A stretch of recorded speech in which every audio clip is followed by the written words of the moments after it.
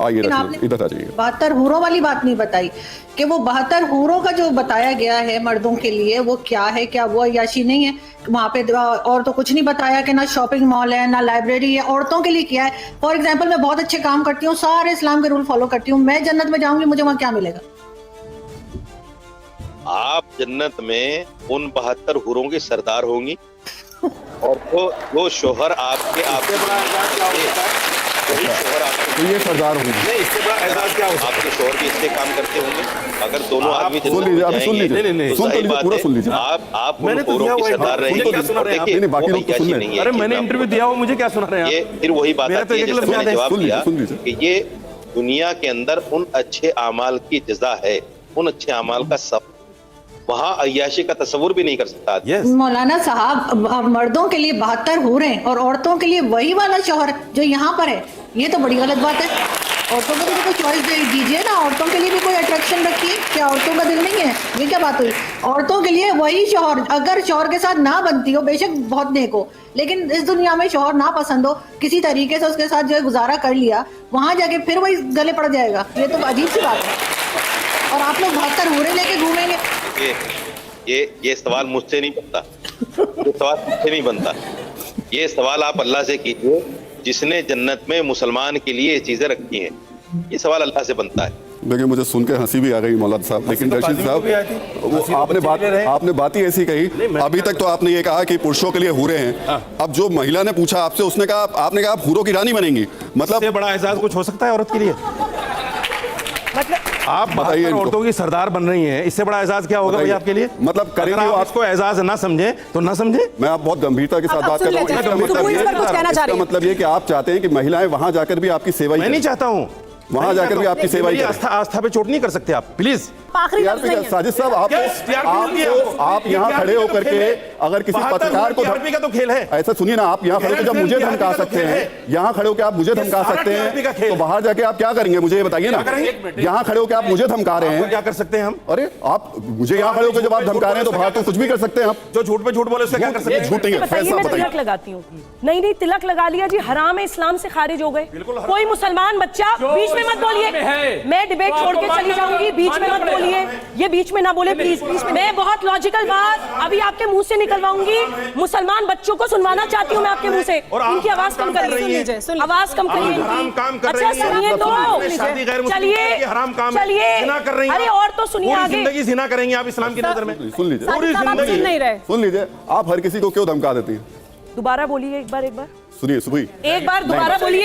जिना शब्द एक बार दोबारा बोलिए। जिना शब्द एक बार दोबारा बोलिए। जिना शब्द एक बार दोबारा बोलिए। मेरी सीट पे आने की कोशिश मत कीजिए। जिना शब्द एक बार दोबारा बोलिए। दोबारा बोलिए। मेरी सीट पे कोशिश आने की कोशिश मत कीजिएगा। जिना शब्द दोबारा बोलिए। चलिए, अपने बाप की औलाद है तो जिना शब्द दोबारा बोल। अपनी औकात पे जाइए। जिना शब्द बोल। औकात पे जाइए। जिना शब्द बोल। इस्लाम ये कहता है, जिना शब्द इस्लाम के खिलाफ बात कर रहे हैं। आपको एक्सपेक्ट करते हैं, हम लोग आपसे एक्सपेक्ट करते हैं। अगर हम पढ़े लिखे लोग अगर ऐसे व्यवहार करेंगे, अगर हम ऐसा पढ़े लिखे लोग व्यवहार बदतमीजी करना सिखाता है आपको?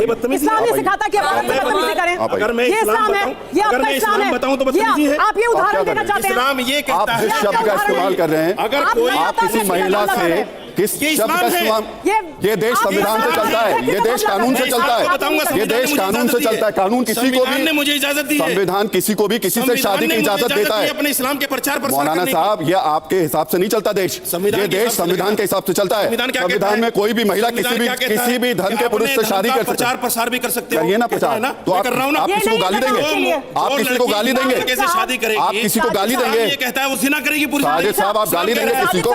इस्लाम कह रहा है साजिद साहब, ये क्या मंच है? आपके प्रचार प्रसार का मंच नहीं है। धमकी दे रहे हो? आप तो स्कॉलर है ना? नहीं, आप विद्वान है ना? स्कॉलर हो जब तो इस्लाम बता तो रहे हो। आप इस्लाम नहीं बता रहे हैं, आप धमका रहे हैं, आप गलत भाषा का इस्तेमाल कर रहे हैं। जो लड़की गलत हिंदू लड़के से करेगी। सुनिए साजिद साहब, ये आपके, आप ऐसे हिंदू मुसलमान करके देश को बांटते रहिएगा। मुसलमान नहीं, आप ऐसे ही देश को बांटते रहिएगा। आप ही के जैसे लोग जो है ना इस देश को बांटते रहेंगे। इस्लाम की खूबी यही है। हिंदू मुसलमान करिए, देश को बांटिए। इस्लाम में यही फर्क है। कोई फर्क, ये आपने बता दिया ना, आपने बता दिया। कुरान पर चलते हैं हम। चलिए डिबेट पर आते हैं वापस डिबेट पर आते हैं। और एक बड़ा सवाल आपने सुना अभी तक, आपको लगता है कि 72 हूरों के साथ, रुक जाइए, सेक्स का करना जिना नहीं है, लेकिन स्पेशल मैरिज एक्ट में अपने देश के कानून के अंतर्गत शादी करना गुनाह है। 72 सेक्सुअल रिलेशनशिप बनाना जिना नहीं है। ये है आपकी गंदगी। फैज साहब, मेरा सवाल आपसे सुन लीजिए, सवाल सुनिए। जो जैसा करेगा अरे रुक जाइए फैज साहब, मेरा सवाल आपसे ये कि दुनिया में तो ये बताते हैं कि आप कैसे आइडियल लाइफ जीजिए, आप एक महिला से शादी करें, आप शराब ना पिए, आप ये तमाम हराम काम ना करें, और लालच ये है कि वहां जाकर आप वो तमाम हराम काम करने की आपको इजाजत होगी। क्या ऐसा है? मैं जो कुछ भी कहूंगा उसकी जिम्मेदारी मेरी है। स्क्रीन पे क्या चल रहा है इसकी जिम्मेदारी मेरी नहीं है। ध्यान से सुनिएगा। अरे साहब 2 मिनट बस सुन लीजिएगा, मेरी गुजारिश है। 120 सेकंड बोलने दीजिए मुझे बस। आपने एक शब्द कहा था सर, सेक्स और भूख इंसान की बेसिक नीड है, तो वहां पे भी वो मिलेगा। हम इस्लाम को बहुत छोटा कर दे रहे हैं। यहाँ प्यारे प्यारे बच्चे बैठे हैं, स्टूडेंट बैठे हुए हैं। हमको बहुत अच्छा मंच राहुल भाई ने और इस टीवी ने दिया है, इनके सामने इस्लाम की छवि हम सुधार सकें। मैं आपको बताना चाहूँ, वहाँ किसी चीज़ की ऐसी ज़रूरत ही नहीं है। सेक्स और भूख वहाँ तो हम पूर्ण है। जहाँ कंप्लीटनेस है वहाँ किसी चीज़ की ज़रूरत नहीं है। हूर का कंसेप्ट इस्लाम में है। आप अपना इस्लाम ले आए क्या? मैं हूर का कंसेप्ट अपना इस्लाम सुन तो लेते हैं, आप दूसरे का पक्ष ही नहीं सुनना हूर का कंसेप्ट आप बताइएगा क्या गलत है? हूर का आप बताइएगा ना क्या गलत है? पहले सुन तो हूर लेते का तो गलत को हूर का नहीं, पहले उनकी सुन लीजिए, फिर आप कंसेप्ट जहाँ पे हूर का ऐसे नहीं होगा, ऐसे नहीं हूर का कंसेप्ट ऐसे आपके इस्लाम हूर का कंसेप्ट इस्लाम में है। सुन लीजिए, हूर का कंसेप्ट इस्लाम में है। सुने बगैर हदीस के हिसाब से बताऊंगा सुमैरा जी, हूर का कंसेप्ट इस्लाम में है। तो सब बता रहे हैं हम लोग। सुन लीजिए ना। अब ये बता, हूर का कंसेप्ट इस्लाम में है। और हूर कहाँ है? जन्नत में। बेटा आप लोग ध्यान से सुनो, हूर कहाँ है? अरे यहाँ जन्नत में है भी भाई। और मैं आपको बताता हूं कि हदीस क्या कहती है कि जन्नत कहाँ है। हूर जन्नत में है। और जन्नत कहाँ है? अल जन्नतुल तहता अक़दामिल उम्महाती, माओ के कदमों में जन्नत है। तो जितनी हूर है वो माँ के कदमों में है। जन्नत माँ के करेक्ट इस्लाम।